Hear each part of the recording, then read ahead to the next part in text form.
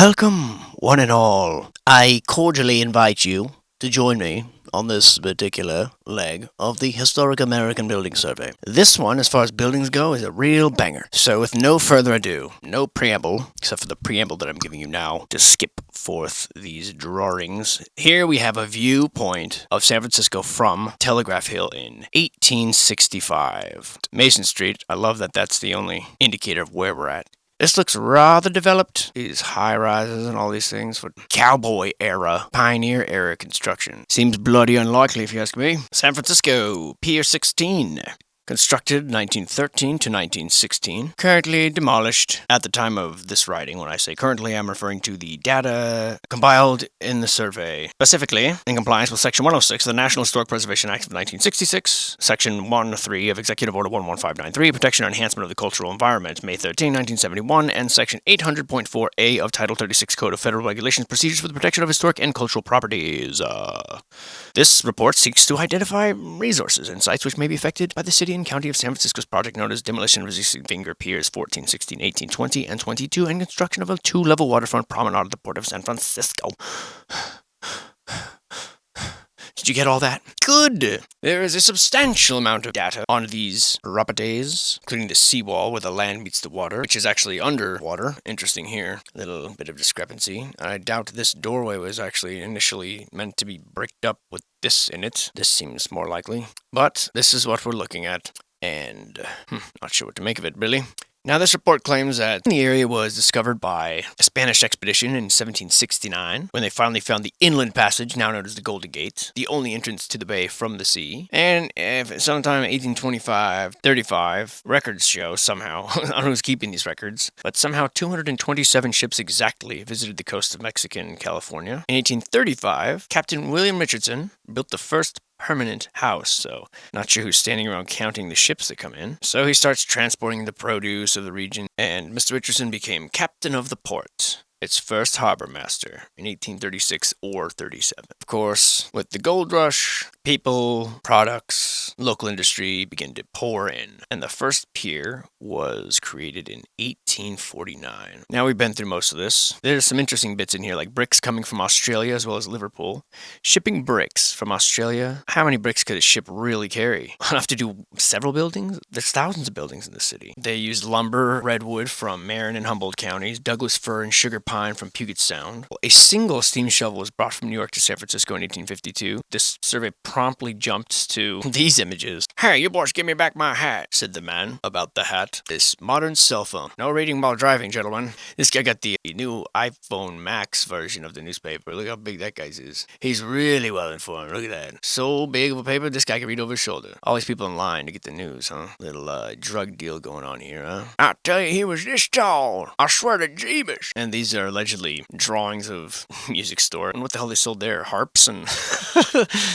This is allegedly 1846 when Commodore J.B. Montgomery sailed into San Francisco Bay on the USS Portsmouth and on July 9th raised the American flag on the staff in the plaza in front of the Mexican Custom House, whence the name Portsmouth Plaza became henceforth known as. First founded in 1835 when Captain Richardson was made harbor master by Governor Figueroa and set up his tent at Yerba Buena Cove and replaced the tent with a boardhouse on Grant Avenue. Always starts with a tent. Well, I do say, and about life is about intent.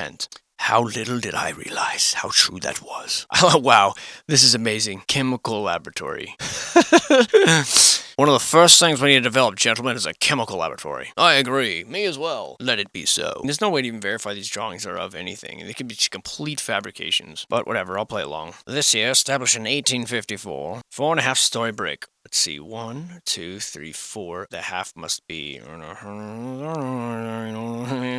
Architect unknown. The data page literally just says photograph. Here is a very interesting picture showing what appears to be wireless trolleys, unless I am missing something, which is rather curious, don't you think? But I'm not surprised because we've seen those in the one famous video of everyone San Francisco before and after the earthquake, which seems completely fraudulent in a lot of ways, but just look at all these antennas. Just look at them all. Just what do they think they're doing? Or is everyone just forget to put their flag up that day? Oh, yeah, yeah. And the picture allegedly taken after 1865 at some point. This one's very interesting. I can not read the data on this one, but it looks to me as if they're trying to act as if this is a fort. I don't know what this could be. Or I guess they could be shoring up against a flood with all these sandbags. But this looks like military kind of guys. This is also just a storefront. So I don't know what's going on there. Here we've got a gallows and a massive crowd, half of whom appear to be facing the wrong way. Really, like just a lot of soldiers here. A lot of friggin' people here to see a hanging of some sort. Like many of these early photographs of San Francisco really don't have much continuity. I mean, this is some big wheels on these here wagons.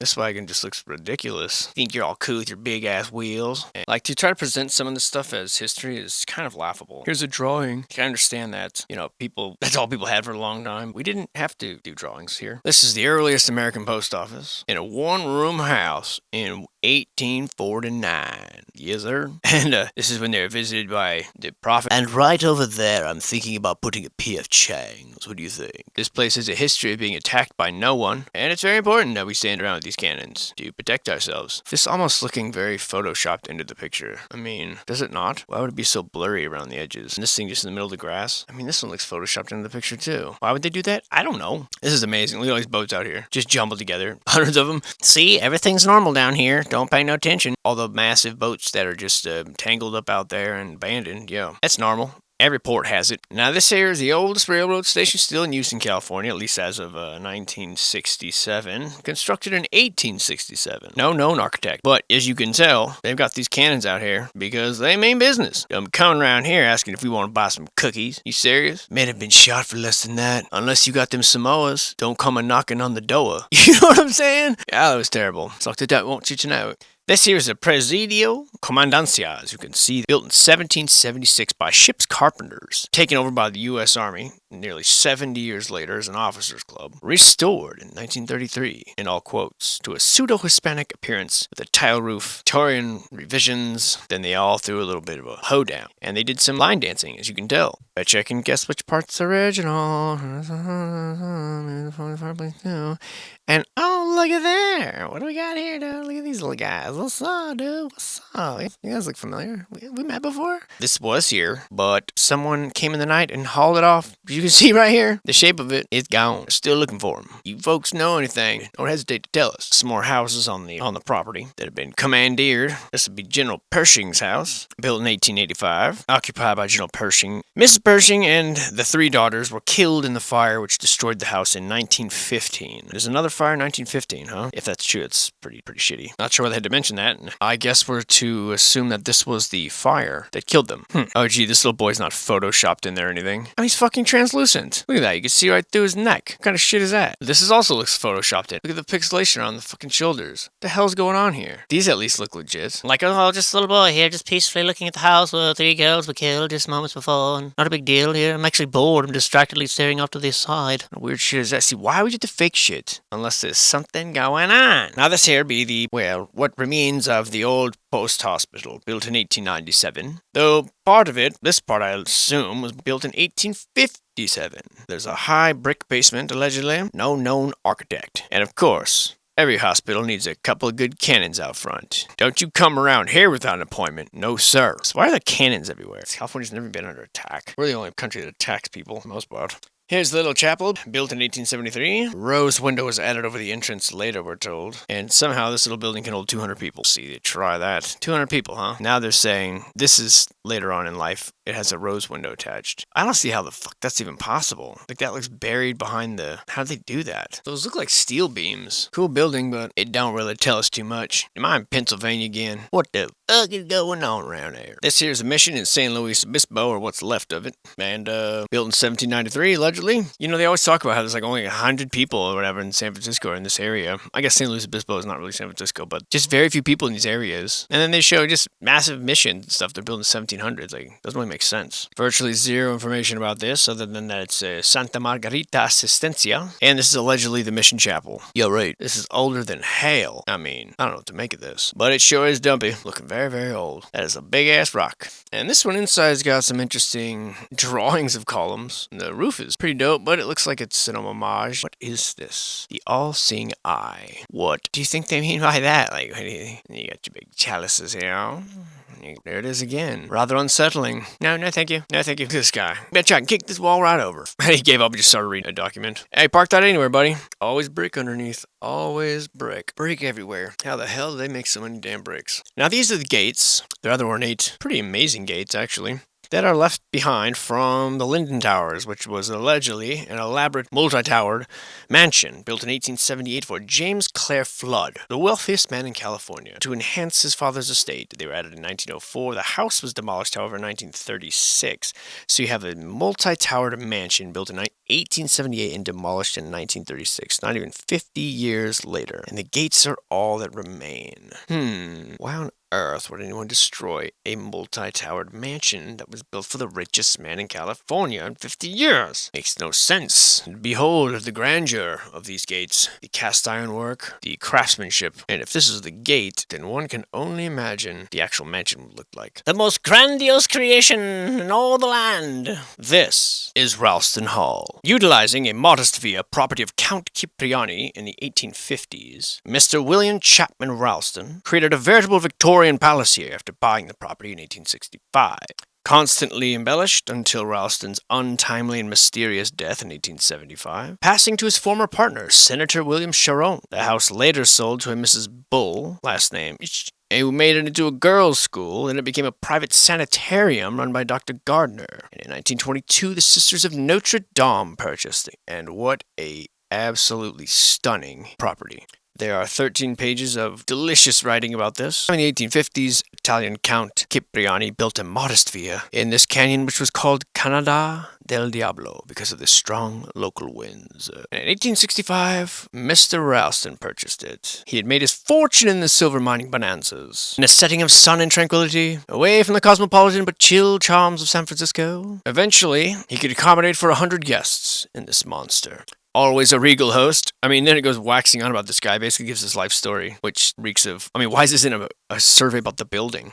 But I'll give you some juicy tidbits. Always a regal host, Ralston delighted in driving his guests to Belmont at breakneck speeds in a 4-horse charabanc, I don't know what that means, that attempted to beat the rail time. Oh wow, it's a 4-horse, so it must be some sort of carriage, that attempted to beat rail time, wanted to beat a train with strategic relay systems for evening or weekend parties. Arriving at the estate, as many as 50 or more guests were met by Mrs. Ralston and the servants. He had an immense appetite for the good things in life and wanted friends and acquaintances to be impressed by them. Lovely Lizzie, Ralston apparently longed for occasional evenings with just the family, but Ralston considered the Belmont House a kind of outpost of his great new palace in San Francisco. New and more luxurious features were added constantly. A dining room for 100. A great mirrored ballroom, lavishly appointed stables and carriage house, superb lawns, fine rows of trees lining the entrance, flowing with freedom, and the apparently endless Ralston purse. Henry Cleveland designed the house, the architect of the Palace Hotel. Unfortunately, although Ralston was a brilliant promoter and a man of large capabilities in many areas, he overextended himself. His involvements in a legion of financial schemes drove him to bankruptcy. He owned the Bank of California, you see, and it toppled all of his dreams. Swimming off in the aquatic park, he drowned. Senator Sharon, his business partner, gained all of his assets and somehow became even wealthier than before. Weird. At which point, Miss Ralston and her 2 daughters were forced to move. Now, some of this house is absolutely ridiculous. There was a dam nearby and numerous cisterns on the estate for fire protection. One such cistern was under the house, which gave rise to the story of an underground lake, like Ludwig of Bavaria's Wagnerian cave lake. The gasworks, which originally cost $50,000, were an early instance of a private utility utilized by the public.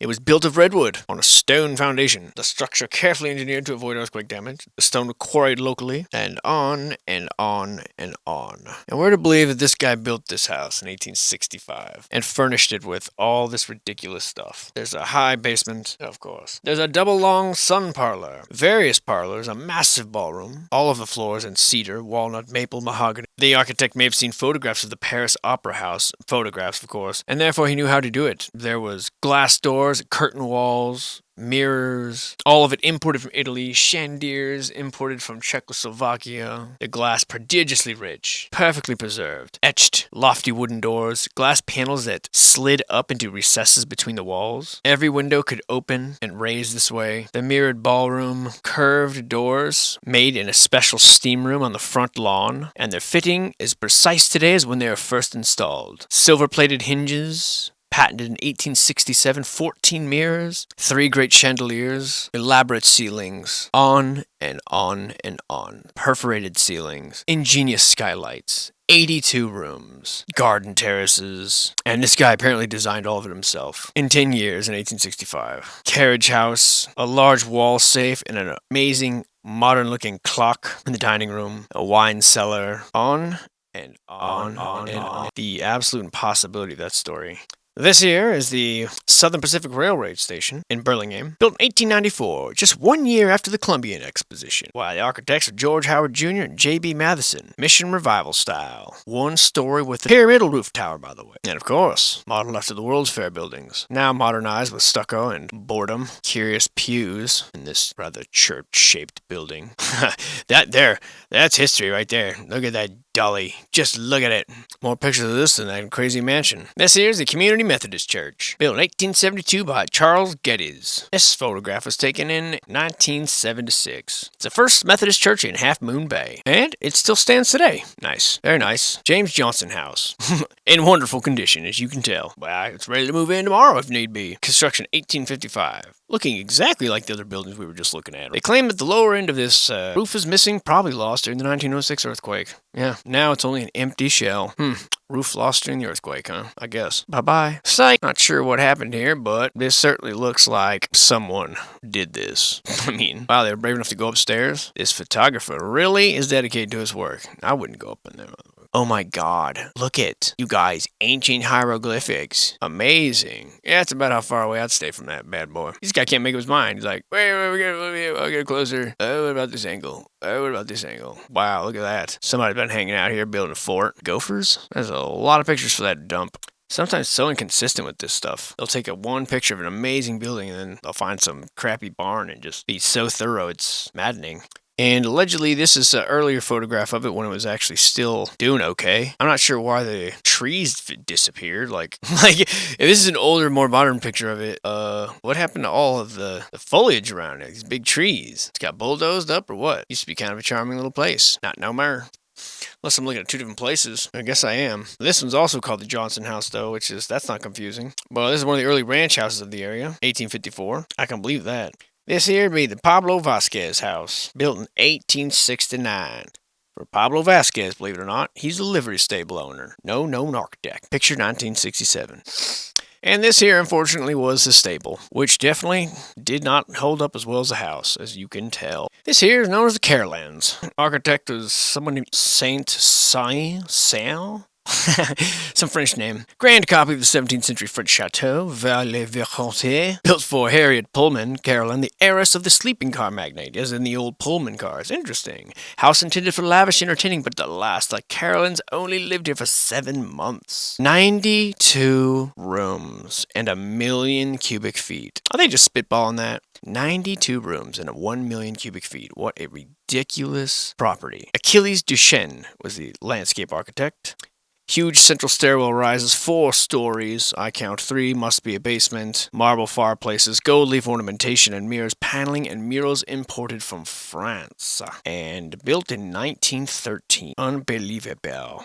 And this architect, by the way, has no other work that I can find. The backside of it. And yeah, all this for living in it for 7 months, huh? And that's creepy. There it is. Look at that. The downstairs. Wow, how about that? It's almost as if this is a moat, and this is a drawbridge. I mean, wow. Jesus, look at this place. What a beauty. Can you imagine living here? That is just absolutely stunning. This is the kind of place this looks like it has bones that should last forever. It does not look like a place you live in. Unbelievable. And of course, just to reinforce this sort of connection to this old world of construction, they always have these paintings or murals of Italy or scenes of France. And what was here, I wonder? This is just a breathtaking house. Only to live here for 7 months. What kind of tragedy is that?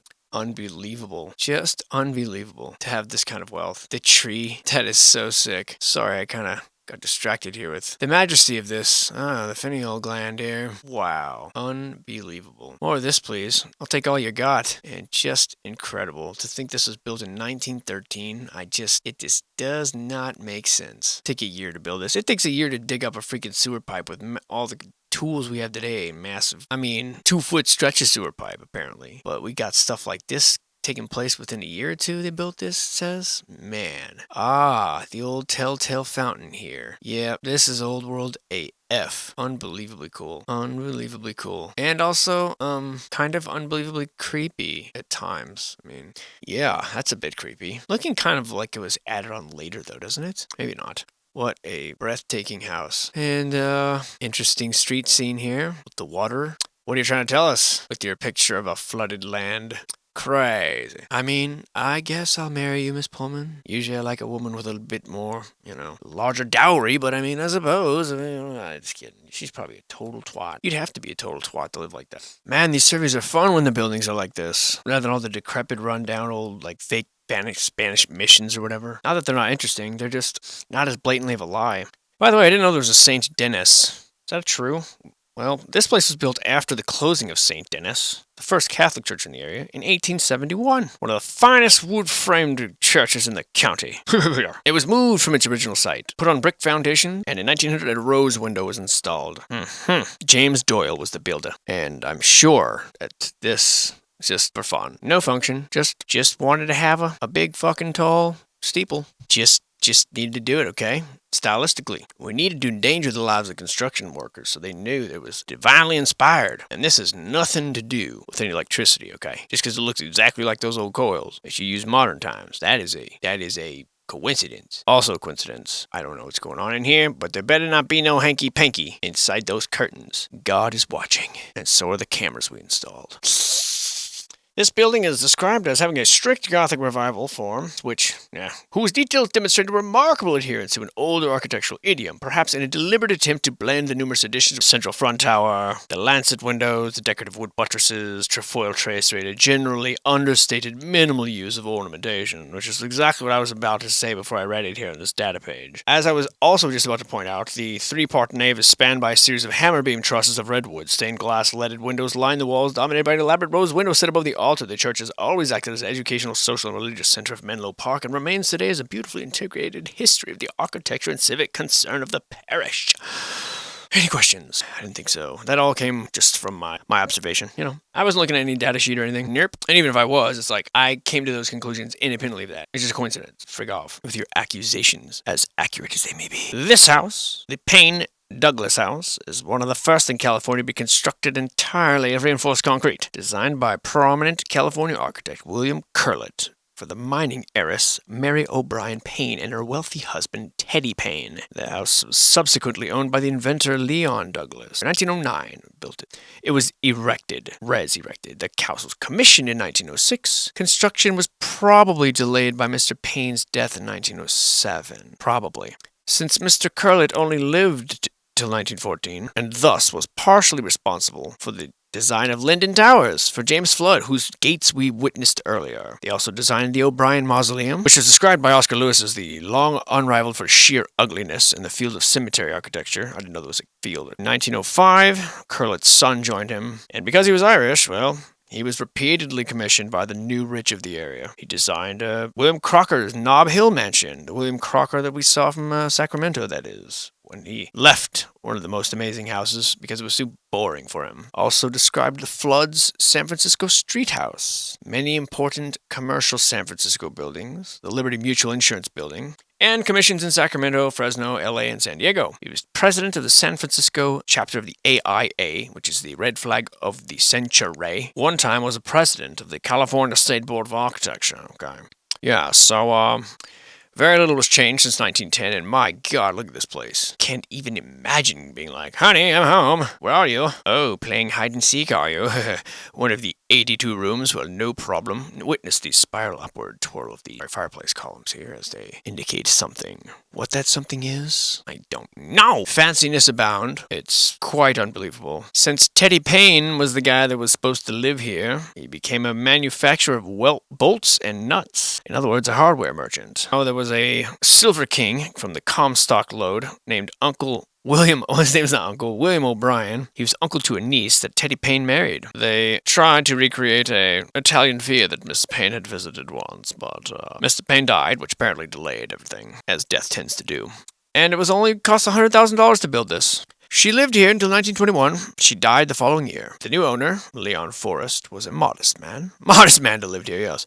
But a famous prolific inventor, the spring motor device, which revolutionized the phonograph industry. He also formed the Victor Talking Machine Company, which later became RCA. Victor, wow, RCA. Of course. He perfected many inventions while living here, including the Technicolor process, the motion picture camera lens, the first coin slot pay telephone, the first automatic cigarette lighter. He invented many things that improved radio receivers. His fortune and freedom permitted him time for inventions after retirement. In the basement of the mansion, how telling, he developed a moving picture sound laboratory. A huge organ was installed by Wurlitzer in the library. It was necessary to add a portion of grill flooring in order for the sound from the tubes below to rise. Experiments with underwater cameras were carried on in a pool tank in the house. Wow. During World War II, the mansion was occupied by convalescing blind patients from the nearby U.S. Dibble General Hospital. What the fuck? I mean, not to be a jerk, but why would you put blind people to be living here? They couldn't appreciate these delicious Victorian trims, the sconces, by God. And a lot of that just sounds like horse shit. So let me get this straight. The guy got the mansion before he invented all that shit that changed the world. Okay.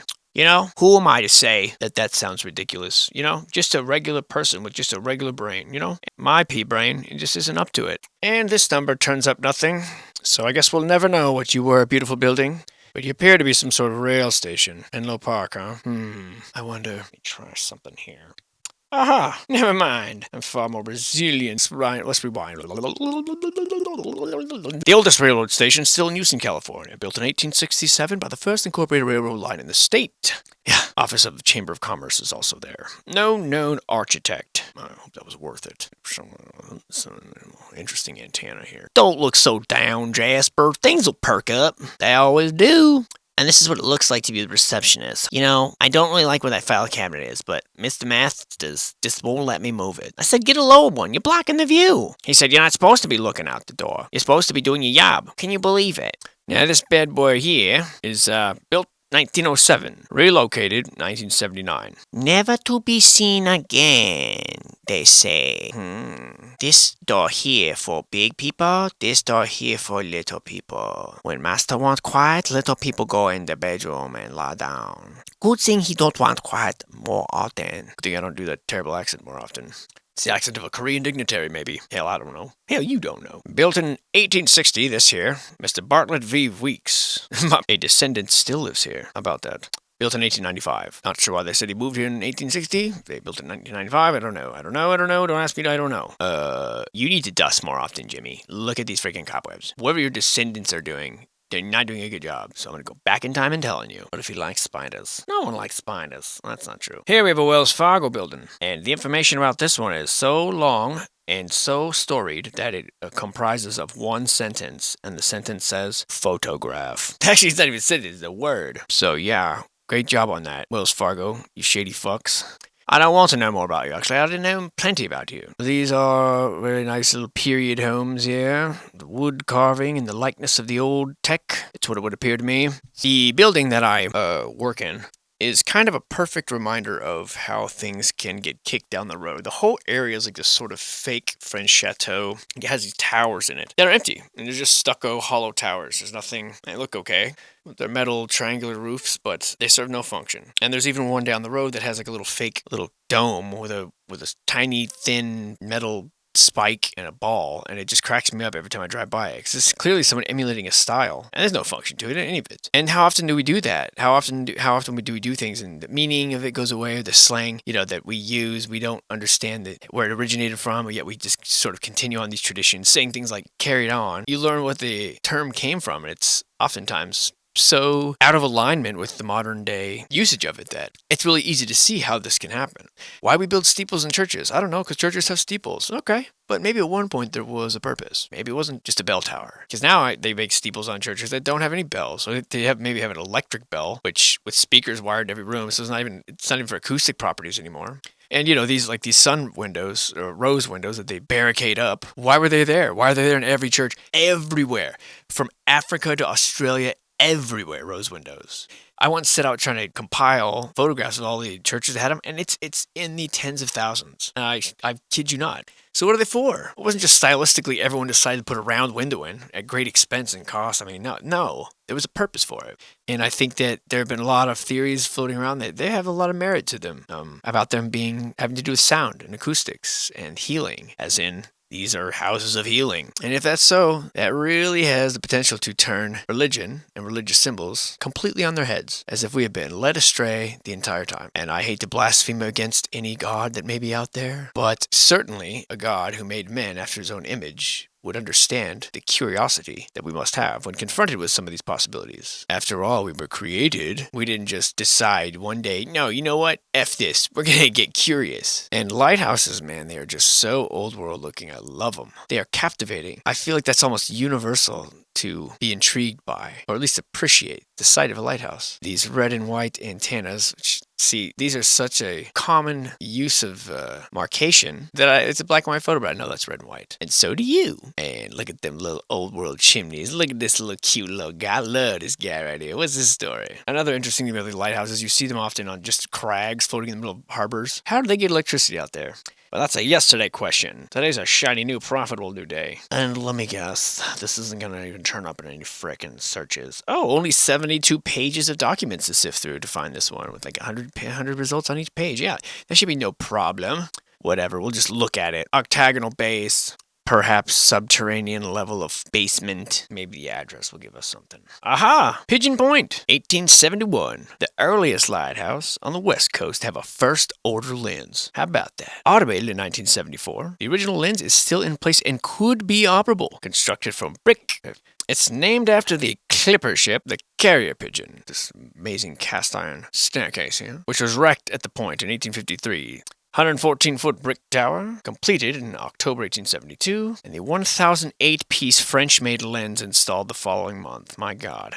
8-sided octagonal base. Oh yeah, we nailed it, dude. High five. Resting on a sill of rusticated stone, the cantilevered iron gallery encircling the tower supported by 16 elaborate cast-iron brackets. Wowee, oh wowee. Ain't nothing special about that place except, beer garden. This here, Lady of the Wayside Roman Catholic Church, built for the growing Catholic community, the assistance of a men's club called The Family. A men's club called The Family? I don't know if I like that. 1.5 stories.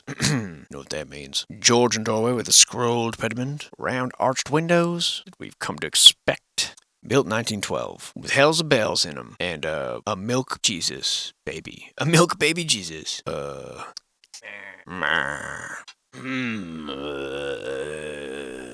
away, you puto.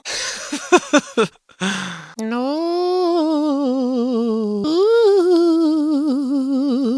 He's like a little phoenix guy. That's some pretty remarkable actual milk sculpting with the little fingers creasing the flesh like that. Rather lifelike. Isn't that right, baby Ghoul Jesus? Phoenix. Whole thing gives me the creeps. Let's get away from here. Quickly. And look at this bad mambo jumbo. Oh yeah, we've been here before. When we was running around wondering about all this destitution and who's responsible for this mess.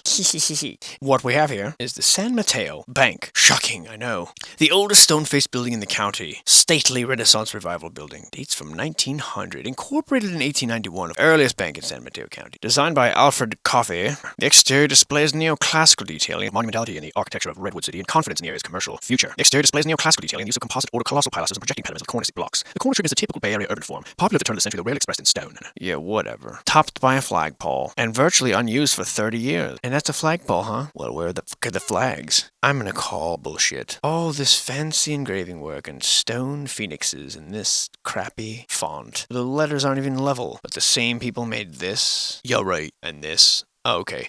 Again, yeah, right. What are these? Wow. That's one hell of a ceiling. Look at that paneling. What a beaut. Sure wish I had a place like that. You may enter if you want laundry done. Actually, more interested in the fact that these are circular doorways that are somehow now blocked in. What have you done, Mr. Wong Lee? Is something wrong besides my name? Haha. Despite what it says here in the exterior, this is known as the Diller Chamberlain Store, the oldest brick commercial building in Redwood City. I feel like every building is the oldest. This store once functioned as a social and civic center of the town. Wow.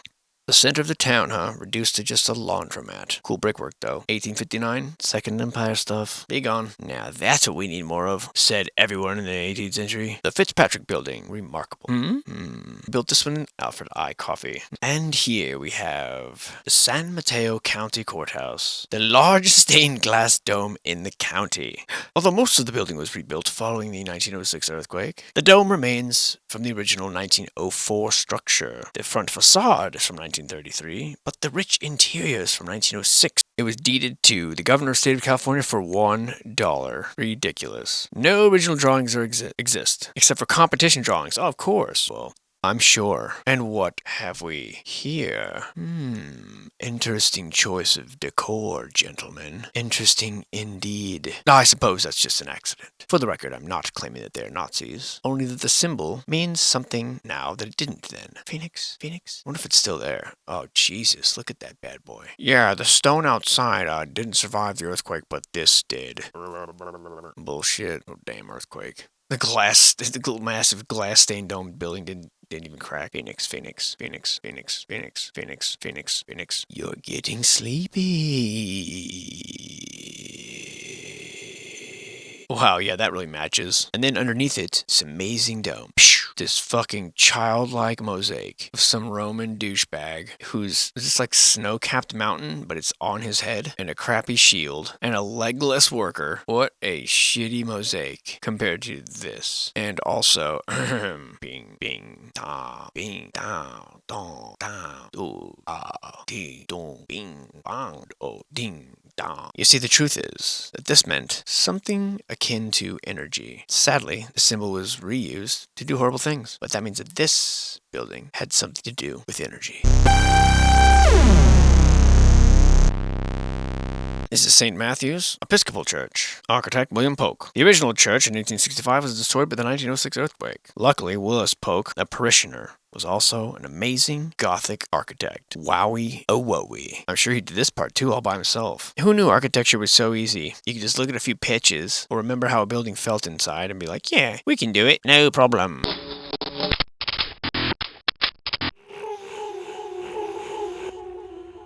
Whoa, that's cool. I like it. Covered up in greenery. This building was also designed by Willis Polk. 16 acres of elaborate formal gardens, one of the most triumphantly sumptuous of all the peninsula's great houses, resurrected in 1915. He worked for Daniel Burnham, another dubious architect, who was active in rebuilding the city. His work includes the First National Bank, the James Flood Mansion, the Mills Building, the Kyler Lee Building, the Holiday Building, St. Mary's Hospital, Hobart Office Building, Swedenborg Church, Frederick Building, and the restoration of the Mission Dolores. Also many of the finest residences in San Francisco, of course. Bruce Porter makes an appearance to design the 16-acre garden. Amazing. It's all the same old guys. The whole gang get back together again. Why, this man, William Bowers Bourne, developed an empire mine. Also became president of the gas company and the Spring Valley Water Company. He also had the Greystone Winery built near him. He bought the fabled Lakes of Killarney, a 16,000-acre estate in Ireland, just for his daughter. He sold it to Mr. and Mrs. William P. Roth, who were associated with the Matson Navigation Company and the White Ships. Interesting. Just fucked around and built this place, huh, in a year? How about that? Again, we just have a breathtaking palace here in California. Not enough chairs. And they really love plants here. And what was this for, I wonder? Oh, we just had some extra parts lying around. Yeah, here's your fountain. Rectangular. Subsequent fountain. Coincidentally lining up with this here. It's almost as if there's some sort of purpose to it all, triangulation here. This will be here like this. A boom here. iPhone taken off of here. I think this whole to that. Here, some carry the 1.5.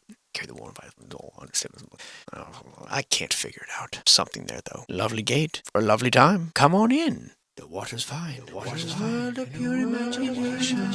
Cut the shrubs around the glass so you can witness all the florification. Water here, water chalice there. It's the perfect elitist vacation. Come and see, witness these mysterious earthly apparitions. Shoot for 4. Doors galore, dining on bizarre illumination. If you want a chill and a paradise, simply look around, see through. Everything around you comes alive. If you truly wish to wish. Charlie, you've won. You did it, Charlie. Food for thought. No, not that again. I'm gonna go ahead and say that was probably the low light of this here survey. Look at this thing. What is this? 16 acres of these gardens? And no one thinks this is weird, huh? Bullshit, that guy made this. This is definitely for something else. This is incredible. This old terraced sort of fountain, culminating in this. We see this all over the world. Just some frivolous fountain, huh? For some richy rich, huh? Bull-ish. There's a lot more to this property than they let known. Everything made of brick, man. Even the little everything made of brick. Like, how many fucking bricks does it take? Like 1,000,000 bricks in this one property. Yes, they all came from Australia in one little boat. A rowboat. Paddled by an old Chinese merchant who disappeared just after delivery. Some other convoluted crap. I don't buy it, America. This here's the Woodside Store. Built for Matthias Parkhurst and Robert Tripp. As a general store, post office, dental office, saloon, and after 1859, a library. And they say that this is the car he used to drive to work every day. Some things don't change, huh? Eggs. A spittoon. A butter churn. All my favorite things. And of course, a little mini furnace. He's cute. Looks like a guy squatting down. Little guy's squatting down. He's like, feel the burn, Jenkins. What's mighty motley collection of stuff here? A space doo-doo pistol. That is a space doo-doo pistol if ever I've seen one. And that was the day that the little toy soldiers showed up. They were like, declare yourself. My name's Jemima. Last name, So Fat. Jemima So Fat? No, sir. Joe Mama So Fat. The paper soldiers weren't sure who was to be insulted. And who is this, a half-drawn, like, a half-developed character in this tale of nothing? Children, what the hell are you doing out here? Look at this one on the end. On the phone with someone. Yeah, Jenkins, stay right here. I'm looking right at the guy. Bless this sacred stone. May you go in peace forever. What was I doing again? Oh, came out here for a reason. Been shopping for windows for weeks. Look at all them piled up out there. Curious. When the Parkinsons roll into town, they do it with style, not to be outdone by each other. Their vehicle competition was known throughout the land as being one of great friendly competitive sport. Can you imagine a woman wearing that and riding that today? You'd have thought you'd lost your damn mind. Curious what these could possibly be for. And a little jaunt here through these little adobe properties, ranch-style homes, and that looks similar to something we've seen all over the place. Is this that same one? Is it Malaysian fountain again? No, because the doorway's different. Gonna say it looks exactly like the one we looked at in Oceanside. But this one's in Santa Barbara. Founded in 1786. The Franciscan Order of Santa Barbara owns it. Built of stone parts, restored in 1925. Yeah, right. Look how tiny the people are, how massive the structure is, how unnecessary. Some random mission to be born in the 1700s. Get the fuck out of here. Architect Ross Montgomery retains in his office measured drawings of the church and monastery made just after the earthquake of 1925. Oh, that's a mere 150 years after it was built. The third one, oh, I see. They're saying that there was 4 buildings originally struck here. This is the 4th. The third one, the second and third were, the first and second were considered temporary. The third was wrecked by an earthquake in 1812. Yeah. We know all about your earthquakes. Don't talk to me about earthquakes, buddy. I've never been in one. How would you know? You wouldn't last 5 minutes in my world. And on that note, this leg of the survey has run its course. I hope your mind is sufficiently blown. California, man, looking like it's shaping up a lot like Pennsylvania. A mixture of rustic buildings that make sense, sprinkled amongst these absolute giants of architecture with what seem like complete fictions and narratives created around them, involving the same few handful of elites. Let me know what you think.